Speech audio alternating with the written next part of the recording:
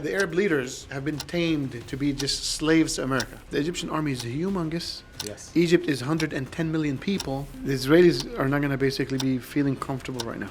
The Israelis had to bow down to what Hamas wanted. Trump, again, is using his allies within the Middle East to pressure Netanyahu's government into submission. Imagine basically Gaza becomes Turkish state. Turkish territory. This is disastrous for the Israelis. The peace treaty between Egypt and Israel could basically falter. Now this is big. This is not small. Huge. This could get the region into everlasting plunder.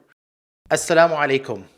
Trump's Gaza plan is sending shockwaves throughout the Middle East. Has Jordan buckled under pressure? Is Egypt on the verge of war or an uprising?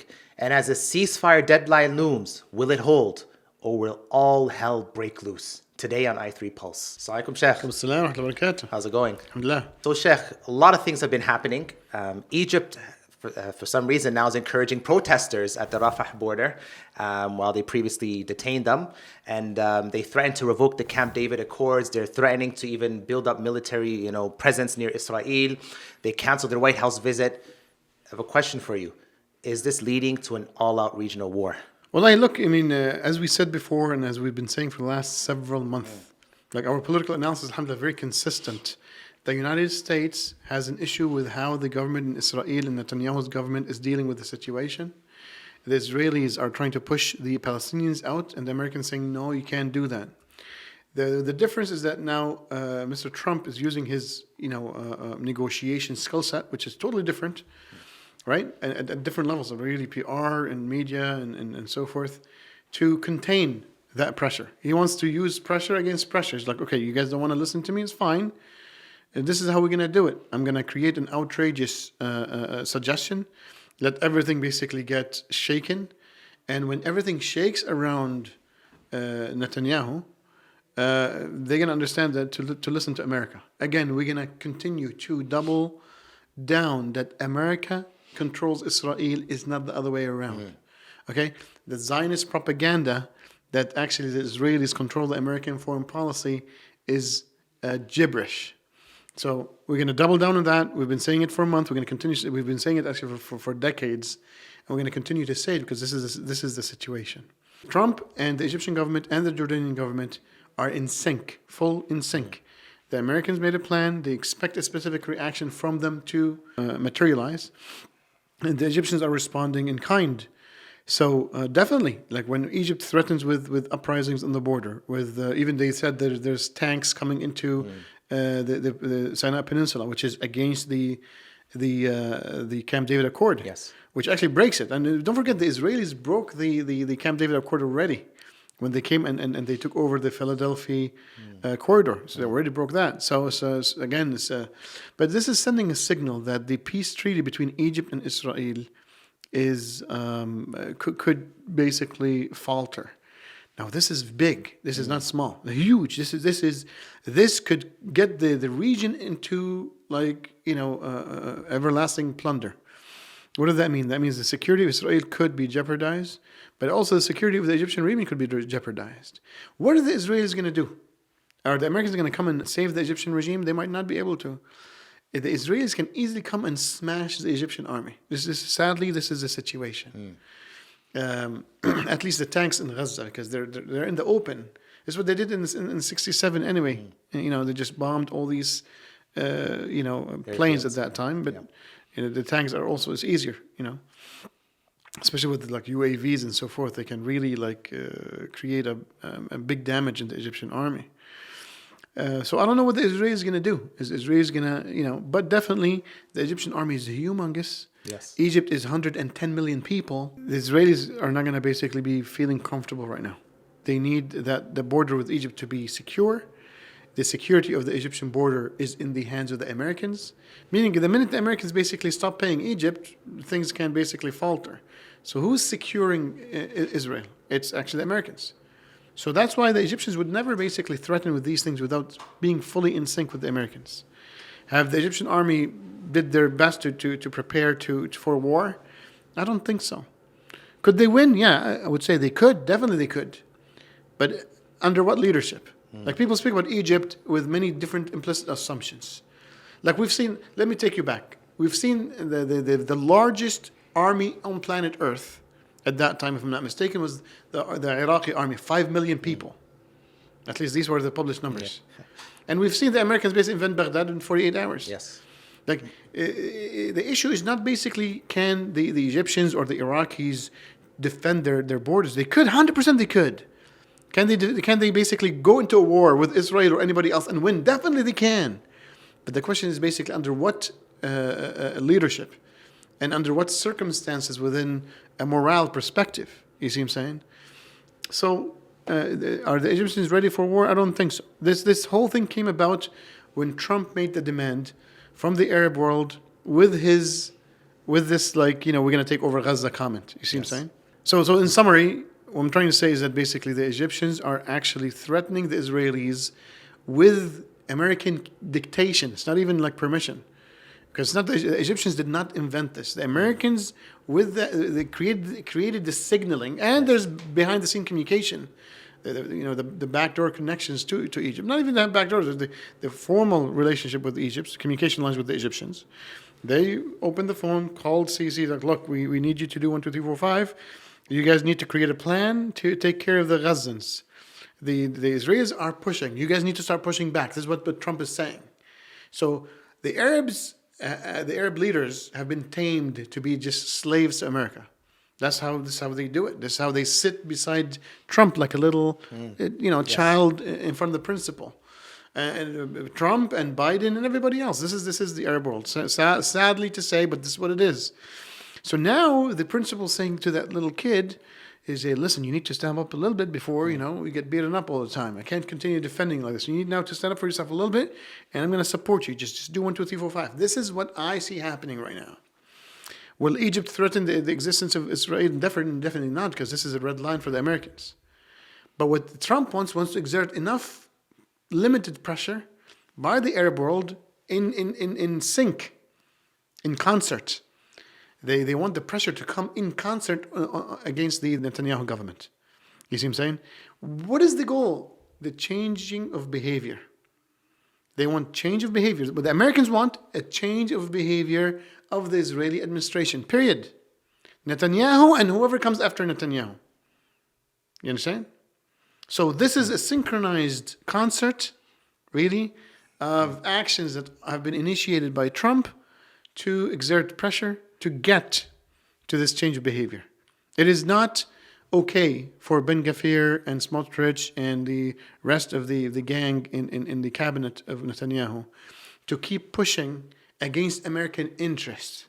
American interest is to keep the Palestinians in and for the Israelis to accept some type of peace deal that definitely from an American and Israeli perspective would not jeopardize the security of Israel. This is how the Americans thinking, but the Israelis are pushing back. They're like, no, this is not good enough for us. We don't want Palestinians here. We want to clean this area. We want to take over this area by force and genocide if needed. And the Americans are saying, well, hold on a second. Yeah, we're fine with genociding the Muslims. We do that all the time. It's not a big deal for us.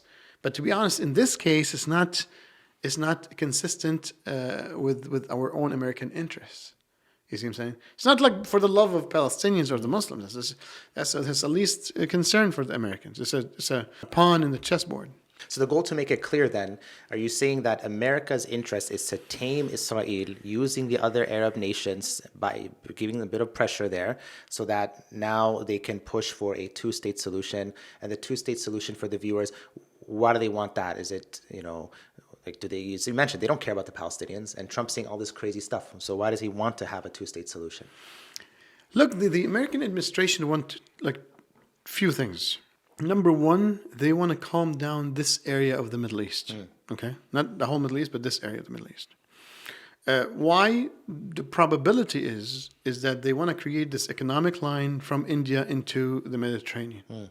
Why? To compete with the trade routes that China have been building with billions and billions of dollars in investments over the last 20 years in the Middle East, in Central Asia, in Africa, and Latin America. All right? And that's one reason. Okay. The second thing that the Americans want, they want a little peace because now they have secularization and liberalization of the Middle East. George Bush Jr. initiated the 20 years of war against the Middle East. Comes Trump, right? And by 2019, before he left office, he pulled out of Afghanistan, they pulled out of Iraq and so forth. At least, they lessened the numbers. And now they want to even basically pull out from Syria. And they want basically this region to become more liberalized. So Islam only stays within the ritualistic activities. They're okay they want a secular Islam. So you see what I'm saying? So they want to convince people of it, and they want to. This is the goal. So the more there's wars, the more basically people gonna see enemies, and they're gonna become dissatisfied.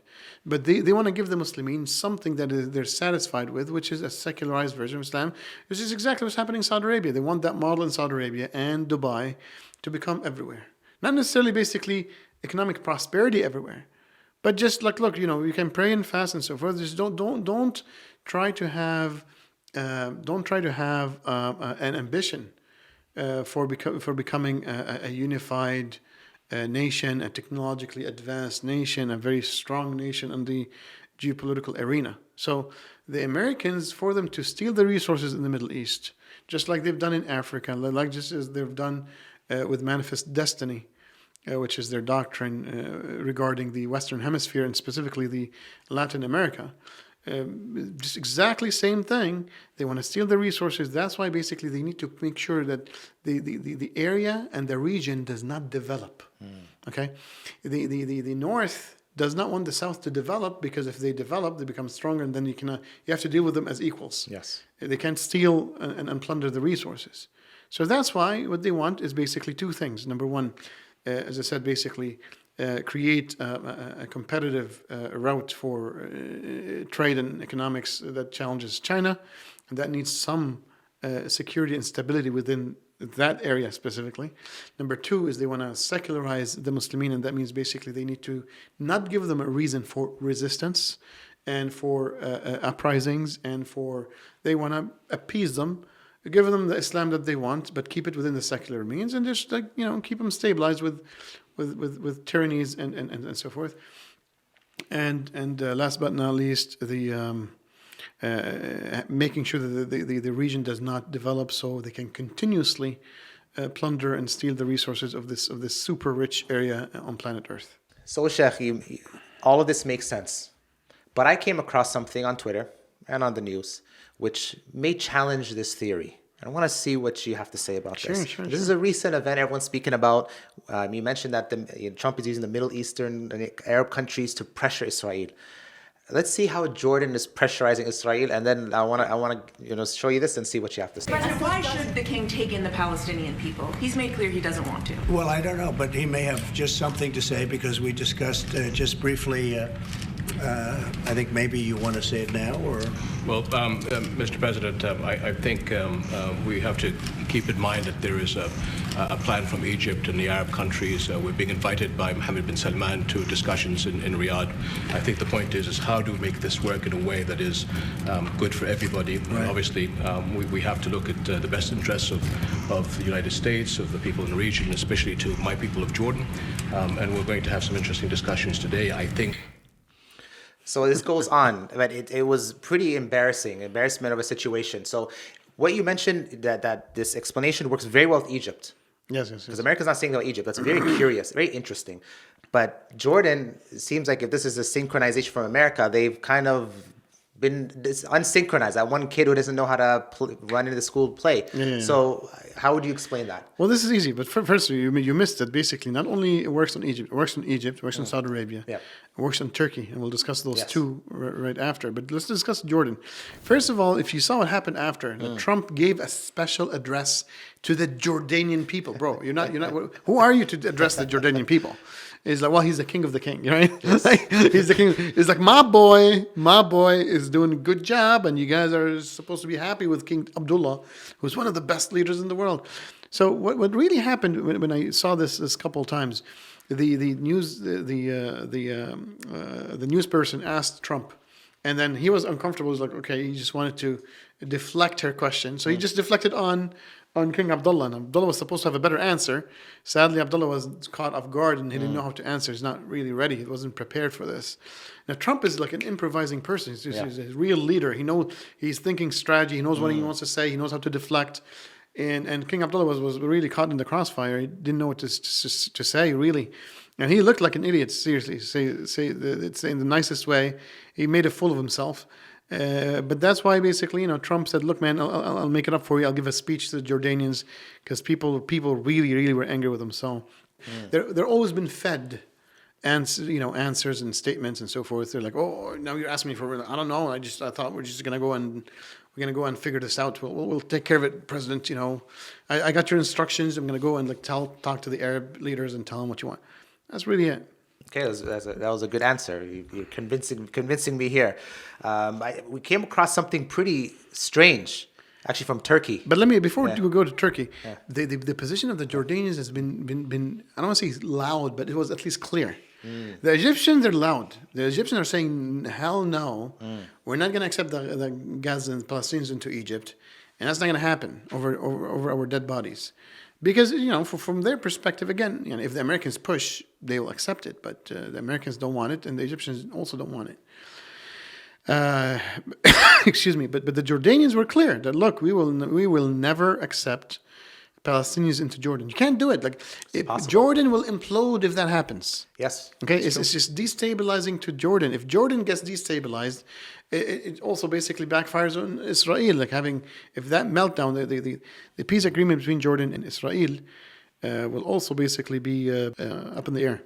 I mean, Jordan's worst fear is to have like a 1970 all over again, like Black September, right? So for them, it's like this is like their very own existence.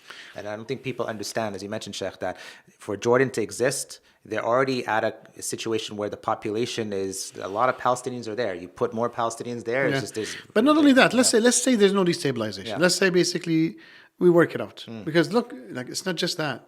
Imagine basically you have this transfer. This will become another Nakba. Nakba is the 1948 where basically there's millions of Palestinians were driven, or at least hundreds of thousands of Palestinians were driven out of their houses. Hundreds of thousands. Yeah. So if this happens again, what you're doing is basically re-imprinting in the area, in the Arab world and the Muslim world's memory of another atrocity. Yeah. Ya akhi, what we're saying is clear. The Trump administration and the American foreign policy wants to settle things down. They need to focus on China. And they need to use this region as a competitor from a trade route agreement to the Chinese. And also they want to lessen the inflammation of the Muslim world against the tyranny they're living in. So this, another genocide at that scale of millions of people. There's 6-7 million Palestinians in the West Bank alone. Yeah. We speak, this is literally a world genocide. Will never be forgotten. And it's going to create more tension. You see what I'm saying? So nothing's working. If you understand the grand strategy of the United States within the region, and we're always consistent. Everything we've said in the last 4 or 5 months have been consistent. Review it all and see how basically it works very beautifully and meshes well. We're not saying we don't make mistakes in analysis.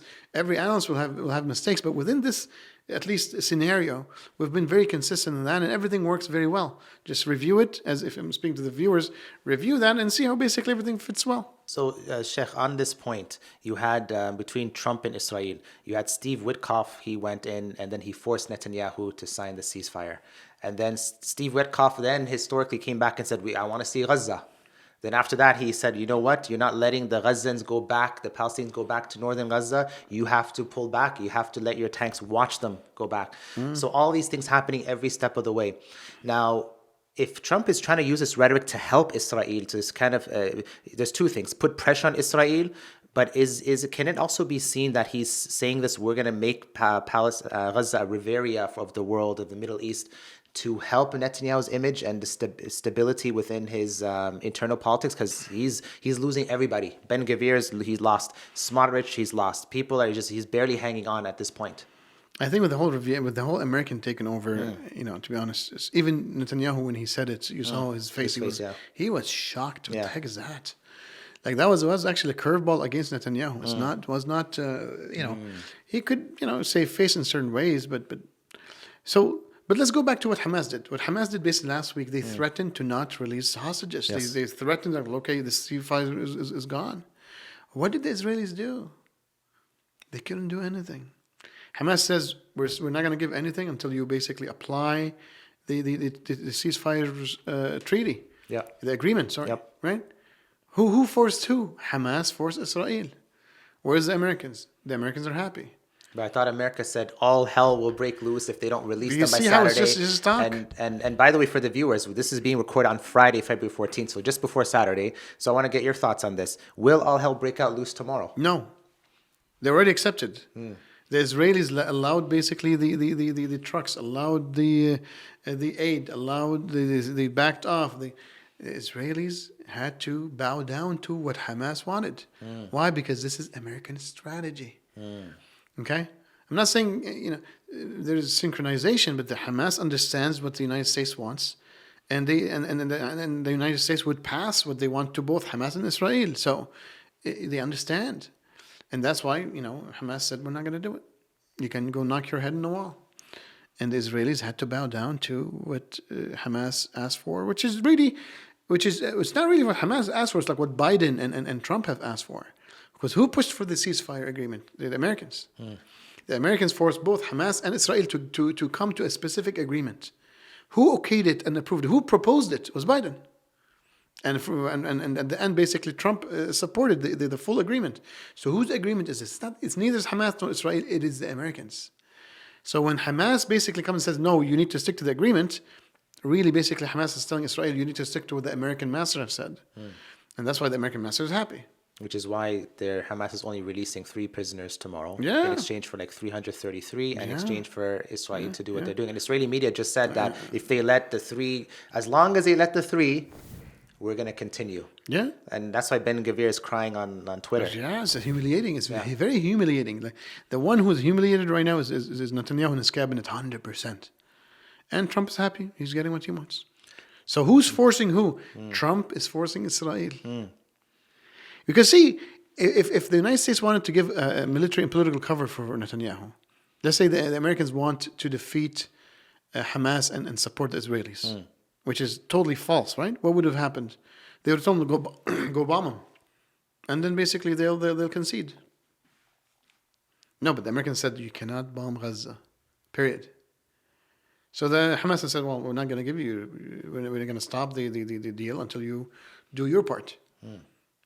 So the Americans just sat and just laughed at it until Netanyahu bowed down and gave what Hamas wanted. All of this is in the service of the American interest in the region.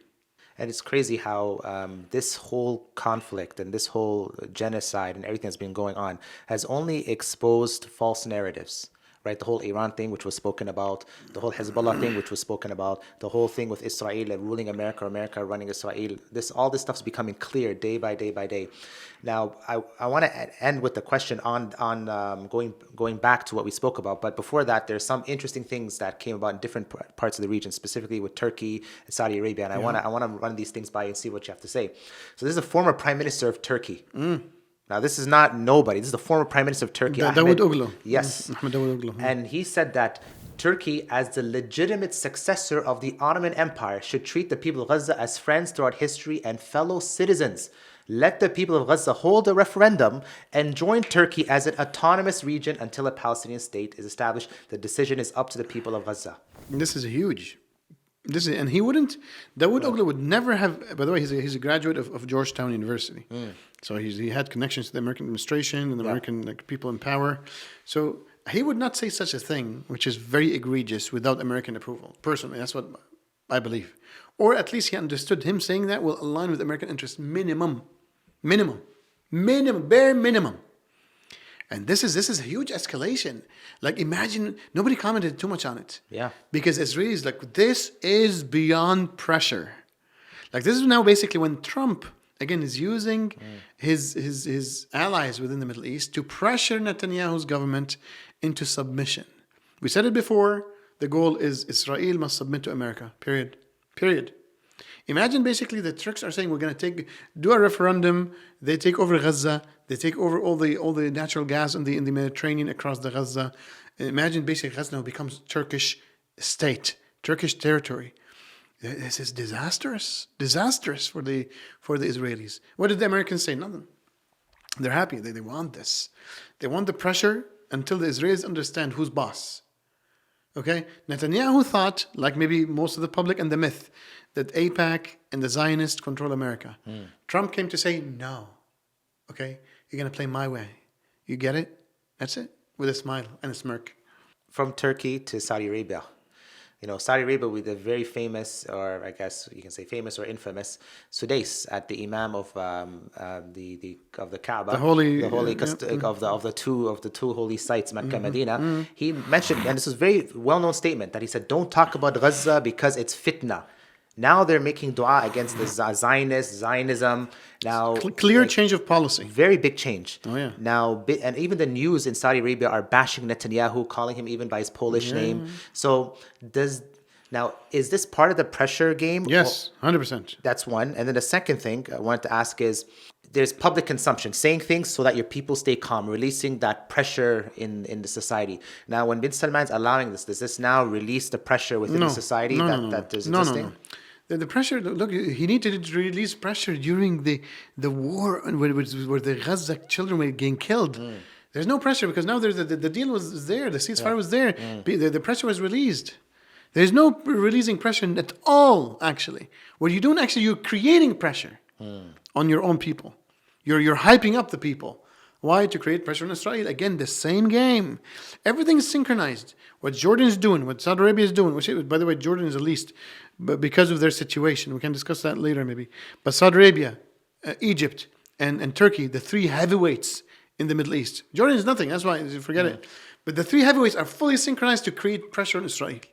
Why? Because they're trying to tell them, the Arabs have been trying to say, look, we don't want the Palestinians' rights. We don't want Palestine. We just want Palestinians to have something that we can speak to our own people in the general Arab world, where people can basically say, you know what, they got some justice, so people can calm down and they can just live their life and be, secular liberalists with a little bit of Islamic, symbolism, right? That's really it. This is what the Arabs want. They want peace with Israel. They want economic normalization. Full normalization and economic ties. And they don't care about the Palestinians. They don't care about Al-Aqsa. They don't care about anything. You see what I'm saying? And it's like, even though they're just going that low in terms of their negotiations, which is selling out really the Palestinians and the right of return and everything else really. Netanyahu doesn't want to even give that. So if the Arab leaders are getting like really, really angry, they're like, guys, we're abandoning everything and we're just asking for one small little thing, which is like a demilitarized small little state that is the air and land and sea is controlled by Israel. We that's what we're asking for. Just a small little thing that is, almost useless. You can't even call it a political independent state, really, because and the Israelis saying no. That's why everybody's getting angry. The Arabs are getting angry. The Americans are getting angry, and the Israelis are asking for what the Americans can't concede to anymore. You see what I'm saying? So that's why the Trump is dealing with the region in such a way to establish a specific negotiation stance. And it doesn't mean that, again, as I said, Trump doesn't care about Palestinians. Americans have certain interests. We already discussed it. And those interests must be safeguarded. And that's it. Very simple. By everybody. By the Arabs and by the Israelis and by the Turks. Otherwise, they're going to get in trouble. Sorry, let me just add one more thing. Because people basically now, when they hear me speak like that, many viewers might say, well, why is this sheikh making America omnipotent or whatever? Basically, yeah. America is has power and all this stuff. Yeah. It's not like that. Yeah. The fact is the Americans have enormous powers and they dominate the Middle East, and no other global power, whether the Chinese, the Russians, the British, the French, right? Which the other four members in the Security Council, which have veto rights. These are the global powers in the world. All the four have no control of the Middle East. So what you need to understand, just like Latin America was fully dominated by the Americans, the Middle East today, and for lots of long decades ago, right, have been in full control of the Middle East. Just understand that. It's a fact. You know, we're not making America bigger or lesser. Actually, we're understanding the geopolitical relationships as they are on the ground. You see what I'm saying? So people get emotional. Like, oh, why were you speaking about America? What are you going to do? Tell you a story? You know, say, well, no, Americans suck. No, Americans are a very powerful nation today. Are they in decline? Yes. Is China on the rise? 100%. But still, the Americans, as of today, dominates this area in the Middle East specifically, and they have full control. And that's why the Americans really have the upper hand in all regional political decisions. I think this is quite clear, the way we explained it here. Now, the question that comes to mind now is, if America wants to use the Arab nations to put pressure on Israel, beyond words, right, there can be other ways to put pressure on them. And I'm thinking, for example, let's say pausing flights over Saudi Arabia, let's say even more aggressive from an investment financial perspective, right? Everyone remembers in 1973, right? King Faisal, when he did the whole oil embargo with the whole Israeli war, and he made the comment back to the US, right? That, you know, you're the ones who can't live without oil. You know, we came from the desert and we can live on milk and dates. So how come there was, for those who don't know, right, how come there was kind of a stronger response in the past? Now it's just more words, and it's not as strong as a response when it comes to these matters. Before they did oil embargo, now it's just very simple, small things. The oil embargo is just one-off thing. There's no other incident that you can point at since World War since World War One until today. Yes. And what happened to Faisal? He was killed. Yeah, right he was after. assassinated very quick. Yeah. You know what I'm saying? Like, okay, maybe Saddam. You can say Saddam also maybe faced off with the West a little bit. That's why they demolished him, right? Yep. These are only two examples. And Saddam was willing to basically actually sit and so forth, but the Americans decided to get rid of him. But you know what I'm saying? Like, it's at least, you know, but that's really it. Otherwise, it's pure, you know, obedience. So people learned their lesson that if we have to play within the rules. This is the definitely, space. If we have this much space, we're going to play this without much doubt. space, we know our limits. Oh yeah. They don't have national interest. They're not there to basically lead a nation. They're there just to stay in power. The other thing, basically, maybe that we didn't mention, is which maybe should have mentioned even earlier, is that this also gives them a little bit more legitimacy amongst their like right now. Sisi's like, well, I'm the man. You know, Egypt is the guy. You see what I'm Sisi saying? is the man right now. Yeah. But this is what the Americans want. They want to basically create more. Stability in these regimes by giving them some chance to show off and in front of their people, even though it's all just like, you know, fake and phony, right? So, last time when we spoke about Egypt, you mentioned that Egypt, there is a possibility in this nation, based on how the Egyptians are and based on their past, that there could be a coup if things continue. And now they need to position Egypt in a strong way in the Middle East so that against Israel, so that they can keep that. Who would Sisi fear? Like, who does he fear? The people? Is there someone else up and coming? Like, who's the person that he's worried about? Well, but see, that's why we thought this was the right forecast, which is why now basically it makes sense that Sisi is allowed to go and scream and threaten and so forth to lessen this. You see what I'm saying? So what do you need in a coup? What you need in a coup is basically enough network within the military apparatus of the Egyptian army to agree to flip against the Sisi. Yeah. Right? So there's some people who maybe are intentful and within the middle rank to middle and higher rank. And there's people who basically are maybe supportive. And there's people who are in the middle. You see what I'm saying? So if you can flip those, you can really like put down the coup. Yeah. And that's why basically what this does is secures Egypt, stabilizes Egypt. And maybe Trump did this whole thing to also help these regimes stabilize even further. So there's two objectives. One is to give these regimes the ability to stabilize by showing off in front of their people, so people have a little bit more trust in the regime. Number two, put pressure on Israel. And I guess both of them are not contradictory. I think they're both American interests in the region. Which does lead, as you said, stability, right? That's their number one interest there. Now, when in this case, stability of the regime, Yes. the stability of tyranny. Yes. Yeah. And so, speaking about the regimes, Egypt, Jordan, Saudi Arabia. Let's just focus on those three. We can even mention Turkey, but just those three. You mentioned that they're playing within the game, right? They're playing within the rules that have been set for them.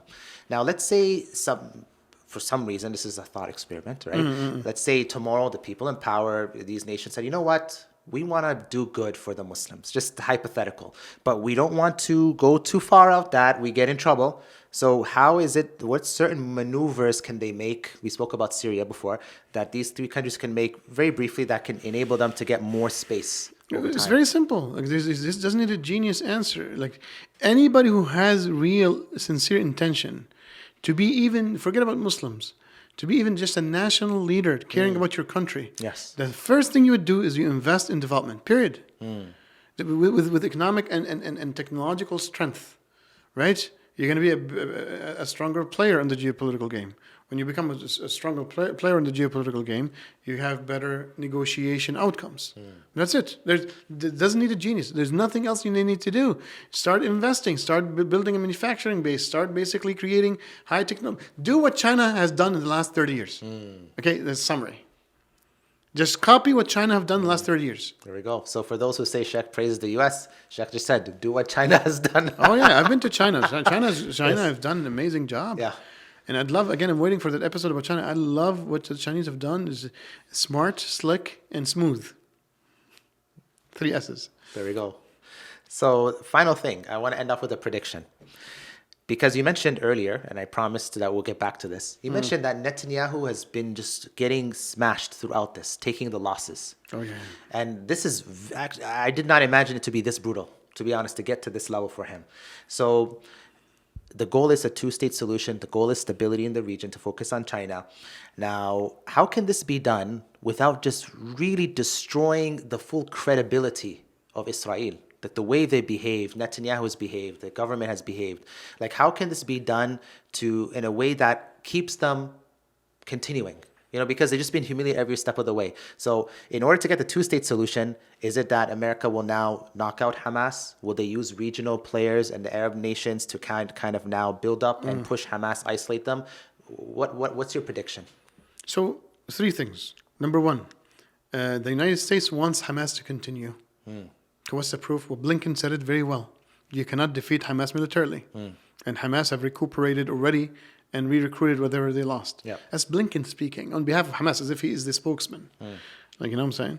So the United States wants Hamas to continue. That's number 1. Number 2, they might want Hamas to basically be like Hezbollah in Lebanon. Okay, just, a military arm, and then the Palestinian Authority taking over Gaza specifically. Number 3, going back to your question about basically how do they want to preserve the trust of the Israelis in their state and so forth. That's why Netanyahu will always say, blast them, destroy them, meaning the Palestinians. Hell will break loose. All these statements. There's always this image. The American, their job, the American president, his job, their goal is to always basically look as if they are the number 1 unlimited supporter of Israel all the time, even though the behind the scene politics is a little bit different. What we're discussing right now, basically, we're analyzing. Most people don't understand some of this stuff. Yes. Right? Why? Because it's shielded very well. The public diplomacy campaigns that the Western government create is to give one image to the people, and then behind the scenes they do certain things. And you just need to read between the lines and analyze things very well. So that's why, the credibility of the state of Israel will always be high and will never be compromised by America. Definitely, 100%. All right, Sheikh. Well, jazakumullah khairan. Well, bless you. Appreciate it. And for all the viewers, as we always say, follow this space, like, comment, share, subscribe. This is very important discussions, and we're probably one of the few or only channel on the internet that's going to be talking about what's really happening and sharing political analysis that you will see, bi'idhnillah, most of the time, if not all, but at least the majority of the time, will pan out as events continue, bi'idhnillahi ta'ala. So watch this space for the next and upcoming episodes on i3 Pulse. Assalamu alaikum.